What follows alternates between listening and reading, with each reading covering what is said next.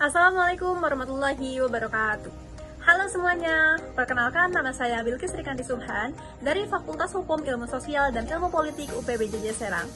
Pada video ini, saya akan membahas dua pertanyaan penting, yaitu tentang macam-macam term dalam logika dan juga sesat pikir atau logical fallacy dan cara menghindarinya. Dalam logika, term adalah bagian terkecil dari suatu proposisi yang mewakili suatu objek atau ide. Term merupakan unsur dasar dalam suatu pernyataan logis. Nah, dalam logika, term ini merujuk pada kata atau kelompok kata yang menjadi subjek atau predikat dari sebuah proposisi. Term ini pada hakikatnya terbagi menjadi banyak jenis. Nah, tapi kali ini saya akan membahas 3 di antaranya, yaitu yang pertama, term umum dan term khusus. Term umum adalah term yang cakupannya luas. Contohnya seperti manusia, hewan, benda hidup. Sementara term khusus ini mencakup hal yang lebih spesifik. Contohnya itu kayak dokter, anjing, atau pohon mangga. Yang kedua ada term konkret dan term abstrak. Term konkret adalah term yang bisa ditangkap oleh panca indera. Misalnya itu kayak kursi, rumah, atau kucing. Sedangkan term abstrak adalah term yang tidak bisa ditangkap oleh panca indera. Contohnya itu kayak keadilan, cinta, dan keberanian. Nah, selanjutnya ada term positif dan term negatif.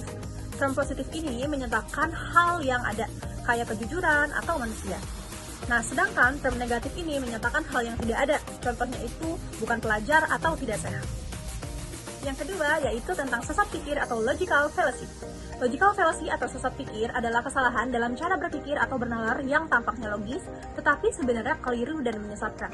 Karena sesat pikir atau logical fallacy ini mengandung 3 karakteristik utama. Yang pertama, terdapat kesalahan dalam logika berpikir. Yang kedua, harus bisa diterapkan terhadap argumen. Dan yang ketiga, harus memiliki kesan menipu. Nah, selanjutnya ada contoh sesat pikir. Salah satu contoh yang umum adalah ad hominem.